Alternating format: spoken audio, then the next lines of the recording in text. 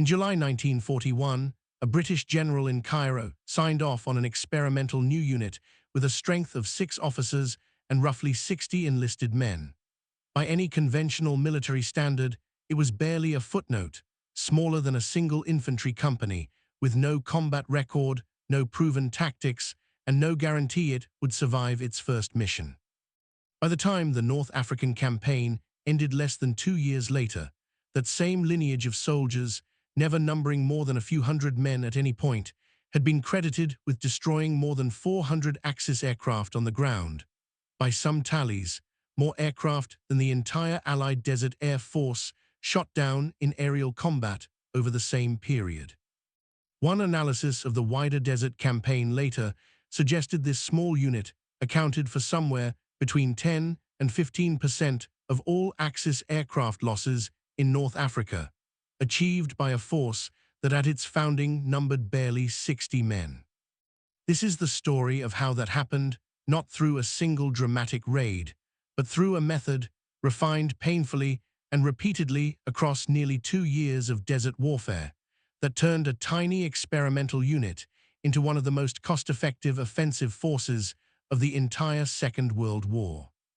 The unit was the brainchild of David Stirling, a young Scots Guards officer serving with a commando formation, No. 8 Commando, that had already suffered heavy losses in earlier Mediterranean operations without achieving results proportionate to the risk.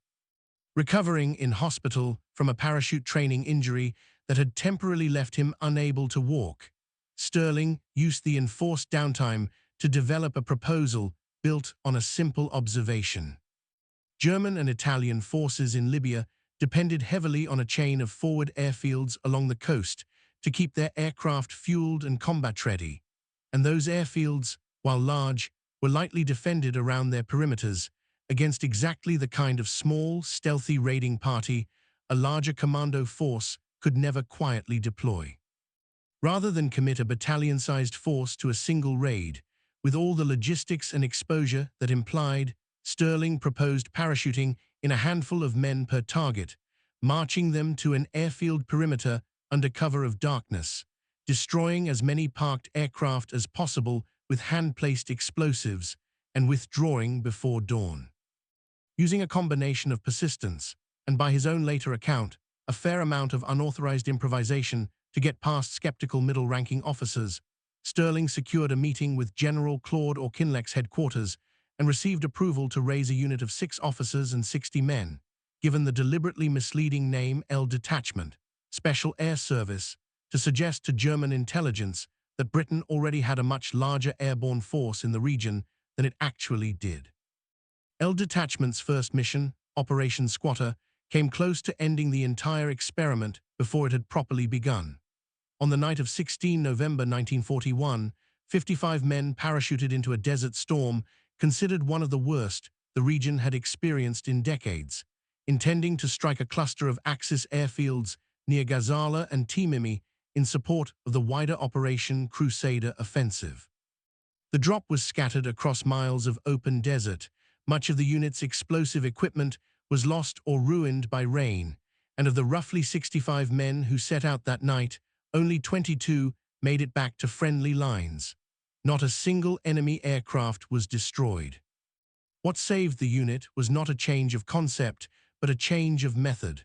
Stirling recognized that the fragile link in his plan had never been the raiding tactics themselves, but the insertion, a parachute drop, entirely dependent on whether no one could reliably forecast.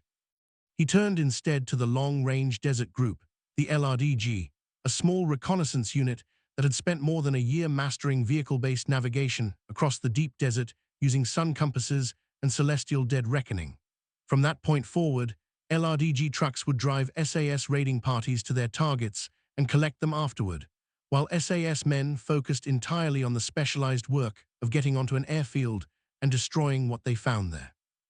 Barely a month after the disaster of Operation Squatter, this new method was tested against 3 airfields along the Libyan coast, Sirte, El Agheila, and Wadi Tamet, in mid-December 1941.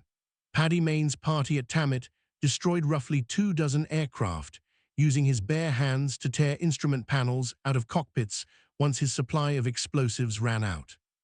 A week later, a small party under Lieutenant Bill Fraser struck the airfield complex at Agheila and was credited with destroying several dozen more.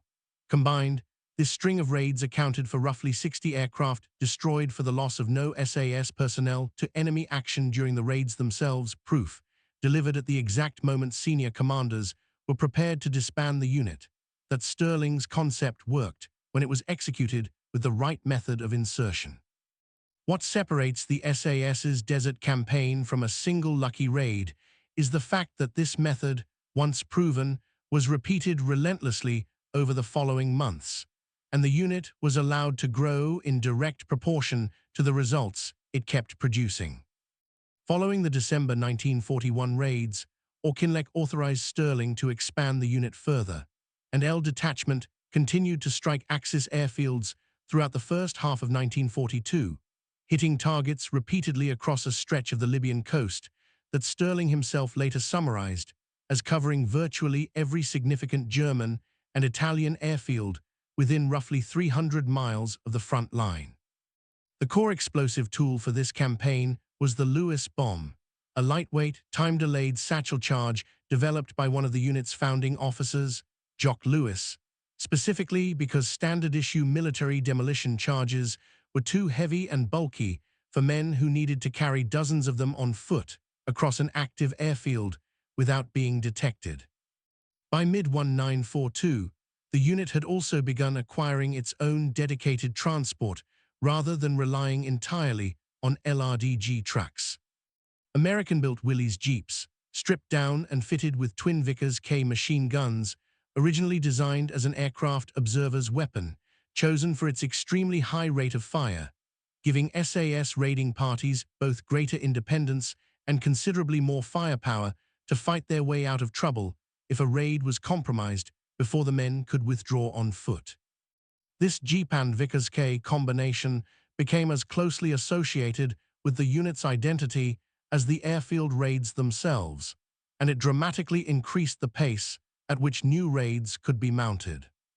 It is worth being precise about where the figure of 400 destroyed aircraft actually comes from,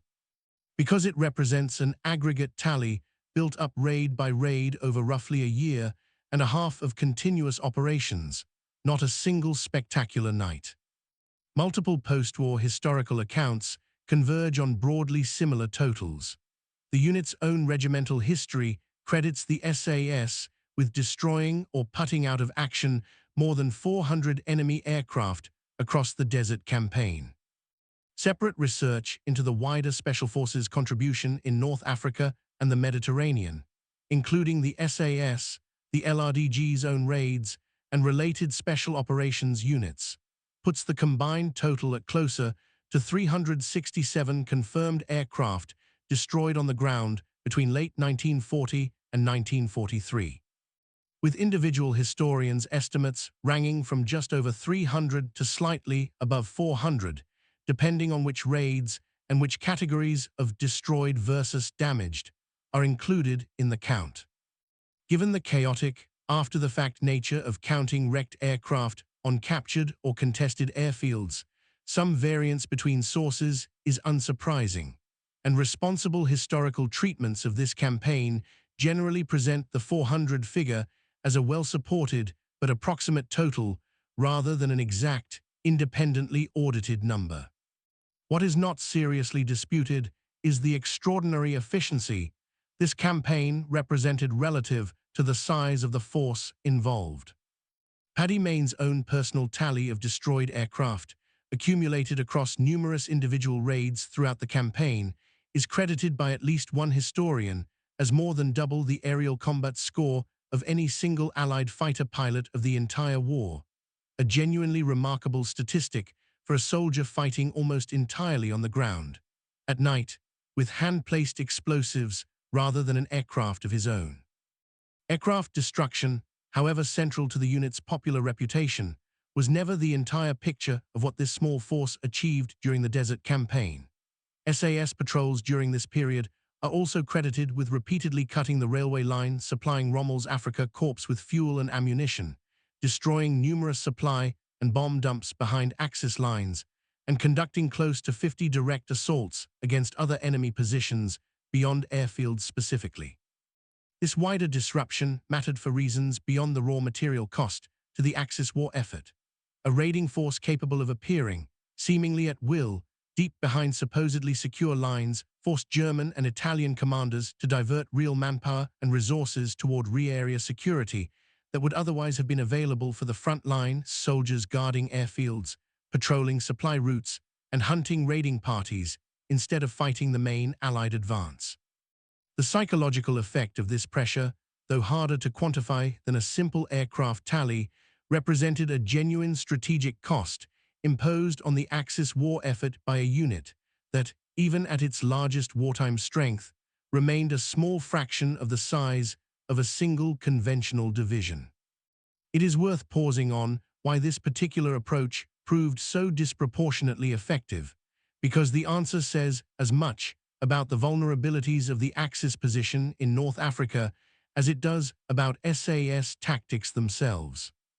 Forward airfields, by their basic operational nature, needed to be close enough to the front line to support aircraft with limited range, which meant they could never be moved far enough back to be genuinely safe from a small, mobile raiding force willing to cross hundreds of miles of terrain most conventional planners considered impassable. Parked aircraft, refueling and rearming between missions, represented a uniquely concentrated and fragile target. A single small explosive charge, correctly placed, could destroy an aircraft that had taken enormous industrial effort and material to build and transport to the desert in the first place. And the raw cost asymmetry involved was stark.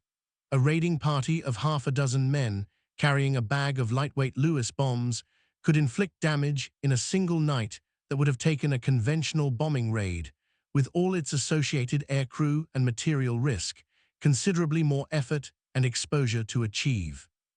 None of this would have translated into 400 destroyed aircraft without the specific combination of factors this campaign brought together. The LRDG's mastery of long-distance desert navigation, which got raiding parties to remote targets reliably and returned them safely afterward. Jock Lewes's purpose-built demolition charge, light enough for men to carry in quantity on foot.